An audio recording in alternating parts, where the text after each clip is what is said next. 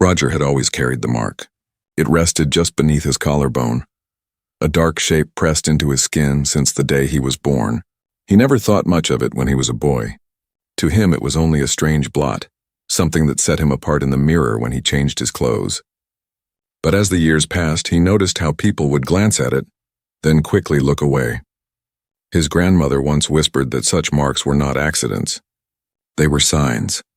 Marks like this carried stories from ancestors long gone. Roger never asked again, but the words stayed with him, echoing every time his hand brushed over that patch of skin. He grew into a man, strong in voice and will, though not always certain of his place in the world. Life had tested him, pulling him through hardships he never wished upon anyone.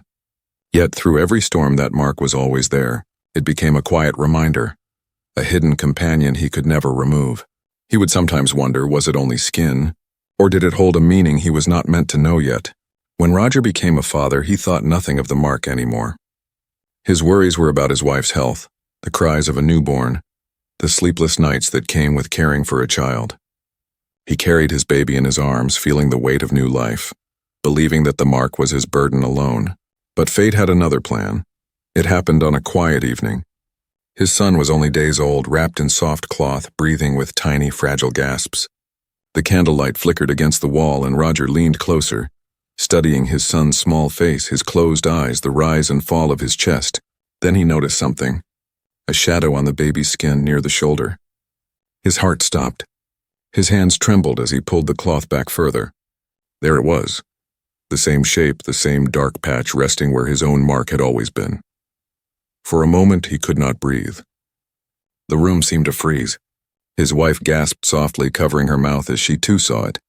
They looked at each other, both silent, both knowing this was no ordinary accident. Father and son, two bodies, two souls, bound by the same mysterious sign. Roger felt a rush of fear, wonder, and something else he could not name. This was no coincidence. He knew it in his bones. That night Roger could not sleep. He sat awake, the baby resting in a cradle nearby while he stared into the fire. His thoughts raced. Was it a warning? A blessing? A curse that would follow them both? His grandmother's words returned to him like ghosts. Marks are never accidents. And now, staring at his son's tiny body, Roger realized this was only the beginning of a story neither of them yet understood. The first days of his son's life should have been filled only with joy. Soft cries in the night, the warmth of a mother's arms, the gentle rhythm of a father's lullaby. But for Roger, every glance at the small dark patch on the child's skin pulled him deeper into unease. He could not shake the feeling that fate had written something onto his son before the boy had even learned to speak. He tried to dismiss it. He told himself birthmarks were nothing unusual. Many children had them.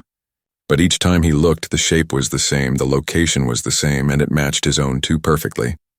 It was like seeing a mirror, not of flesh, but of destiny. One evening, he held his son close as the baby drifted into sleep. The firelight painted both of them in shades of gold and shadow. Roger pressed his lips to his son's hair and whispered, "Why you two? Why carry the same mark?" His words broke into the silence, and though the baby could not answer, Roger swore the room itself held its breath. His wife tried to ease his fears. She said the mark was only skin, only chance. She urged him to let it be, to see it as a symbol of their bond rather than a curse. But deep inside, Roger felt the weight of old whispers, of tales passed down through his family that spoke of marks linking generations to trials yet to come.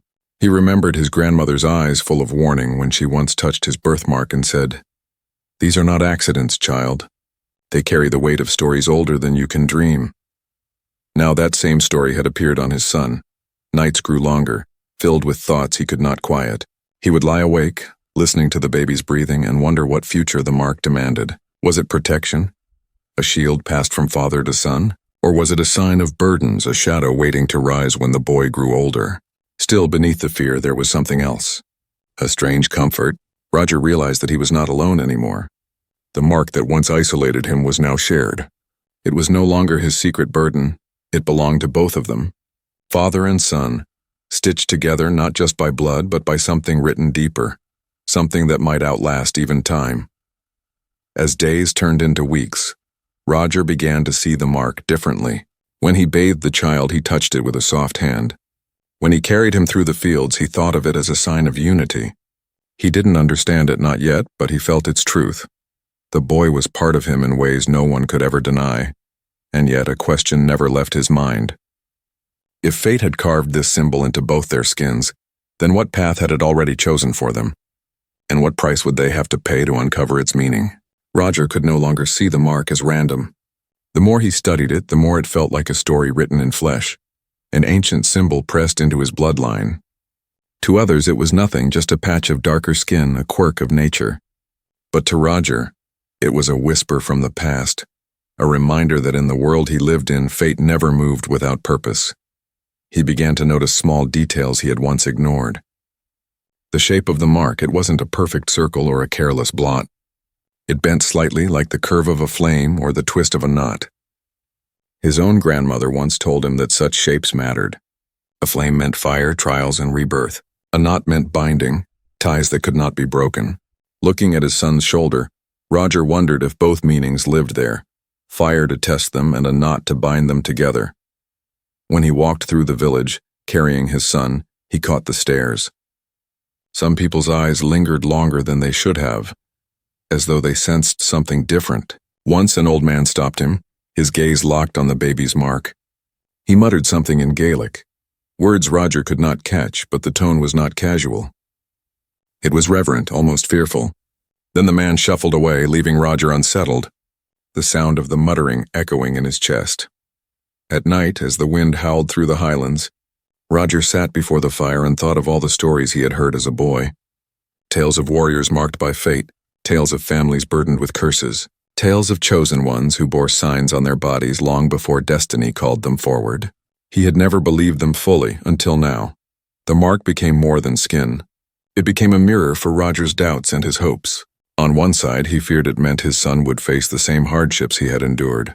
Loss, pain, the feeling of being out of place in a world that never stopped testing him. On the other side, he saw possibility.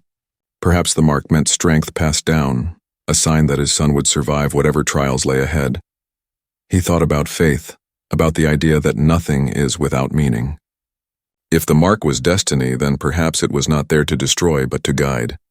It was like a map without words, a promise that father and son would walk the same path, not alone but together. Sometimes, when the baby stirred at night, Roger would reach over and touch the small mark on his son's shoulder.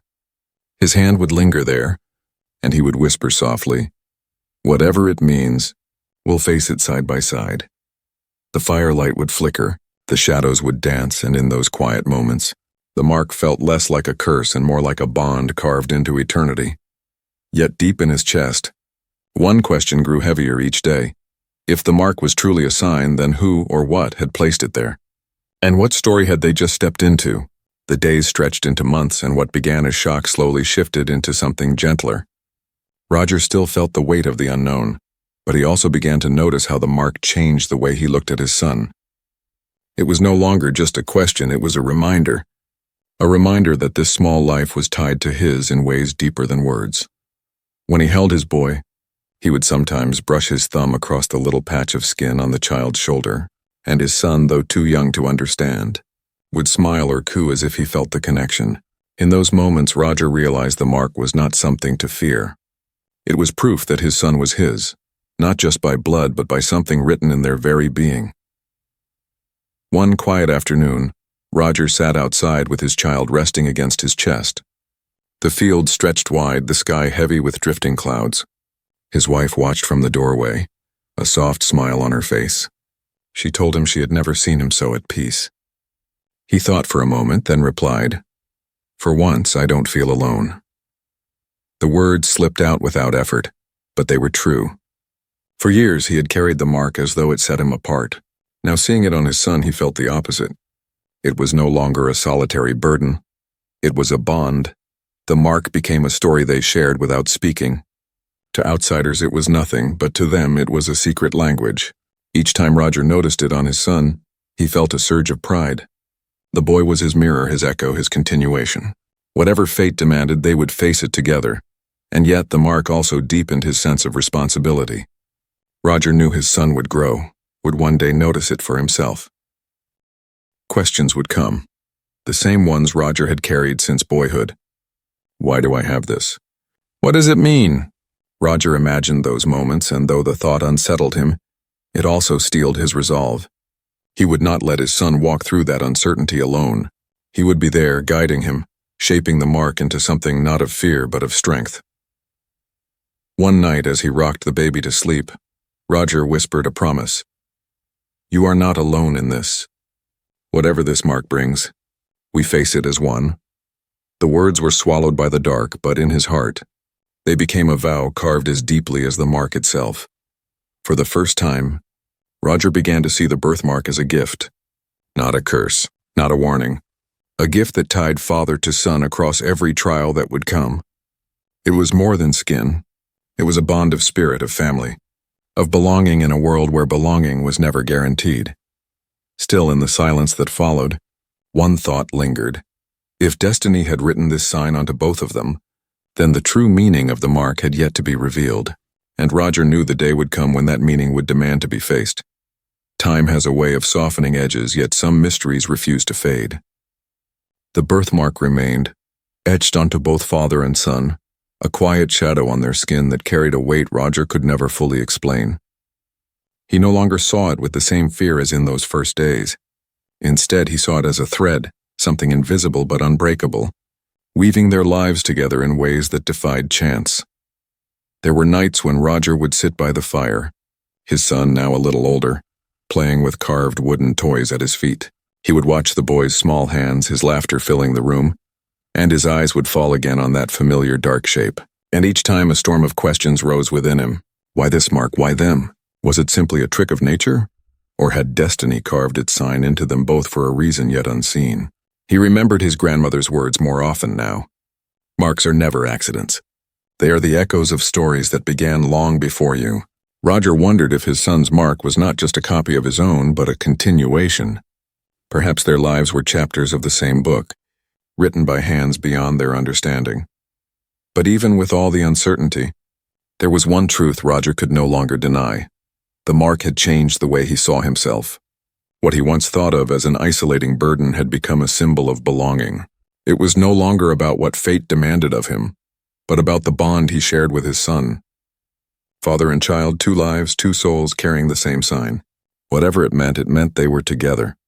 Sometimes as he tucked his boy into bed, Roger would linger at the doorway watching him sleep. The child's shoulder would peek from beneath the blanket, the faint shadow of the mark just visible in the dim light. Roger would smile, though his chest ached with the weight of the unknown. He whispered silently to himself, "Whatever story this mark tells, we will write it together."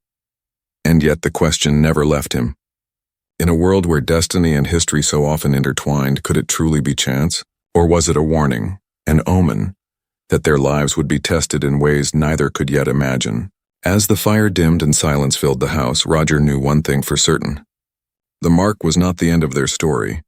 It was only the beginning. As the years stretched on, Roger began to notice something unsettling. The mark wasn't just a quiet patch of skin anymore. It seemed to grow with his son, almost as if it carried a life of its own. With every passing season, the shape became clearer, sharper, less like a random blot and more like something intentional, a design, a symbol. One late evening, Roger sat alone, studying his reflection in the mirror. He pulled back his shirt, tracing the familiar curve of his own mark. Then he thought of his son, asleep upstairs bearing the same sign in almost the same place. He could not ignore the question any longer. Was this coincidence, or was it a message carved into their very flesh by forces older than either of them? There were whispers in the village, faint but sharp. People spoke of families marked by destiny, of bloodlines that carried curses or blessings across centuries. Some said such marks were signs of protection, while others claimed they were warnings of trials that no man could escape. Roger tried not to listen, but he heard the words all the same. He saw how eyes lingered too long when his son ran through the fields, the way elders crossed themselves in silence when they noticed the dark patch on his shoulder. One day, when his son was old enough to ask questions, the boy touched his mark and looked up with wide, curious eyes. "Why do I have this, Father?" The simple question struck Roger harder than any blow he had ever taken. For years he had rehearsed answers in his mind, but in that moment every word fled from him. He placed a hand on his son's shoulder and whispered the only truth he could bear to give. Because you are mine, and because some things are meant for us to carry together. That night, long after the boy had fallen asleep, Roger sat by the fire, haunted by the weight of his own words. He knew that what they carried was not ordinary. The mark was not chance. It was not random. It was a thread binding them to something larger, something that waited in the shadows of time, patient and inevitable. And though he feared it, Roger also felt a strange resolve. If fate had chosen them, then he would not run. He would stand with his son, shoulder to shoulder, mark to mark, ready to face whatever storm was written in their blood. Still, as the flames burned low and the night stretched endless, one thought would not leave his mind. The mark was not finished with them. It had only begun to reveal its story. Years passed and the mark never faded. It remained a constant presence, an unspoken truth etched into Roger and his son like ink that time could not wash away. By now, Roger no longer questioned whether it was chance. Too many things had happened. Too many moments when the mark seemed to hum with meaning, as though it carried a voice just beyond hearing. His son grew taller, his steps stronger, his eyes brighter. And with every year, the mark grew more defined. Sometimes in certain light, it almost seemed to glow faintly, a shadow that drew itself into shape. Roger caught himself staring, heart pounding, wondering if the mark was leading his son towards something he could not yet see. The boy, innocent and curious, saw it differently. To him it was a bond with his father. When other children asked why he had it, he would smile proudly and say, "Because my father has one too." And in those moments, Roger's heart swelled with both pride and fear. He wished it could remain that simple forever.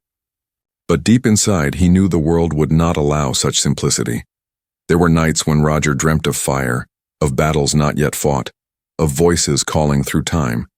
Always in those dreams, the mark burned against his skin like a brand.